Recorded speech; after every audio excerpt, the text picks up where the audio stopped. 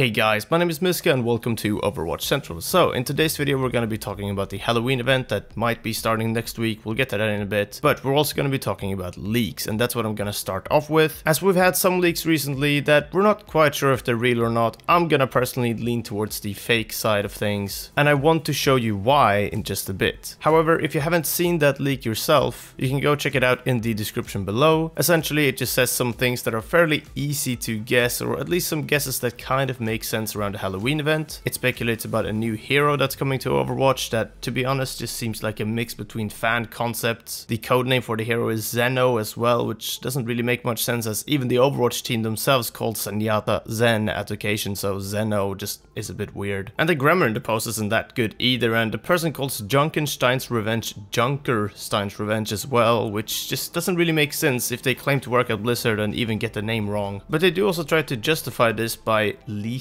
an image that is a promo image for the Halloween Terror 2017 event, which is the next in-game event in Overwatch that we are expecting. However, this is just a really poor quality cell phone image as per usual, and on top of that it uses assets from last year's Halloween event. And whilst no one can say for sure if this is real or not, I'm gonna lean towards the fake side overall. Sure, the person did provide a higher quality photo of the image from earlier, but still. And this image is not very hard to put together in Photoshop yourself. And that's what I'd like to show you right now. So this is kind of Mysca's crash course on how to create a fake Overwatch event or a fake Overwatch leak. And today we're going to be leaking Winter Wonderland 2017. Alright, so let's get started and have a look at what it looked like last year. This was the promo image from last year. Pretty nice, pretty straightforward, but there's really not that much going on here, and we can just grab a bunch of screenshots from last year from the blizzard.gamespress.com website. So all the assets are here, we just need to grab them all, and then also make sure that we have a cutout of the Winter Wonderland logo, and from there this should be pretty easy. Alright, so we are in the Photoshop right now, we've got our background up. Let's take Hanamura instead of King's Row, so it kind of looks like something has changed from last year. So we got Hanamura in the background here instead. Now instead of using this image of all the 4 characters there, that seems a little bit weird. Let's just reuse May, kind of similar to how Reaper was using that other one, and it's an old skin as well, but it kind of makes sense because it's a bit Christmassy and she's got a Santa hat and stuff, so that kind of works. So now just slap that together, change the lighting a little bit and just the colors a bit so it blends a bit nicer and looks a bit more like a Blizzard produced image. Get some white glow and snow in there just to make it look like there's just something else going on, or that the image is taken straight from in-game rather than just being put together in Photoshop. So just blend it all nicely, and also just to create some contrast with the text, sort of like Blizzard tend to do in these promo images. Next step is slapping the Winter Wonderland logo in there and just adjusting it so it looks alright. Okay, something like that. We can get back to that later. Now let's have a look at the promo image again, and yep, there's some red text that we need to sort out, so let's just do that real quick. Use the Overwatch font, which anyone can get from Google by just googling Overwatch font, to be honest. Just type out everything that was there from last time, but change the date so they make sense with this year rather than last year, and then we're pretty much done, I think. I mean, this looks pretty authentic if you ask me. Oh, no, of course, I almost forgot. We need to just put 2017 on there, because if the current year is not on the image, it definitely isn't legit, right? So let's just slap the current year on there, and yep, that's definitely real, and that's how you leak the Winter Wonderland 2017 fake Overwatch in-game event. Pretty straightforward. If you want to do this yourself, then you can just have a fun time in Photoshop and so on. But the point of this is not to show you how to get some karma on Reddit or just some traction on 4chan. This is more to let everyone know that doesn't know how easy this is to create in Photoshop, that it is this simple and straightforward to just create a fake leak like this. And when it comes to images like this, you just shouldn't believe it unless you see a new skin or some new information that kind of makes sense with previous stuff, or just at least something new that isn't so straightforward to kind of guess. But anyway, from here on I want to just sort of end this little bit of the video and move on to the Halloween 2017 event skins. And these are our predictions based on previous year's stuff. So let's just move on from this and go on to that section to just chat about some potential skins just for fun, really. So I'm gonna connect this up in just a little bit, but I want to bring your focus to last year's Halloween comic. So we actually had some skins in there, or some skin concepts and ideas from Blizzard that were in that comic that weren't actually used in game or made skins of that were put into Overwatch itself. Now to list those skins throughout the comic, we have Ana as a pirate, which I really like. I really like that idea. I think it's just a good costume, it's an easy skin to put together. Well, at least the outfit doesn't have to be that complex to still be good at least. McCree was Van Helsing, as he hinted at, but you could also see the crossbow on his back and so on. I really like that skin idea too. Torbjorn was in a Viking costume, because of the whole Swedish thing, of course. And a lot of people wanted this skin in particular, I remember from last year. Reinhardt actually had this sailor type of outfit, and he's got a lot of skins already, and he actually had a Halloween skin as well last year, but he hasn't received a new skin in a while, so maybe this could be one. We're gonna have to wait and see. Other than that, I'd also like to highlight that Doomfist wasn't in the game at the time, and he hasn't received a legendary seasonal skin yet, or even an epic seasonal skin yet, so he's most likely getting one this time around. Sombra wasn't in the game either, so maybe she'll get something too. It kind of fits her theme. And you also have Dias de los Muertos and all that sort of stuff to work with, so Sombra could definitely be getting one. Orisa wasn't in the game either, and it's fairly easy to just give her some Halloween looking type of colors and effects and create a skin that's, say, an epic skin but still themed for Halloween. Oh, and just a reminder, for the summer games, heroes that had skin concepts in sprays and stickers from last year actually received those skins as skins in Summer Games 2017.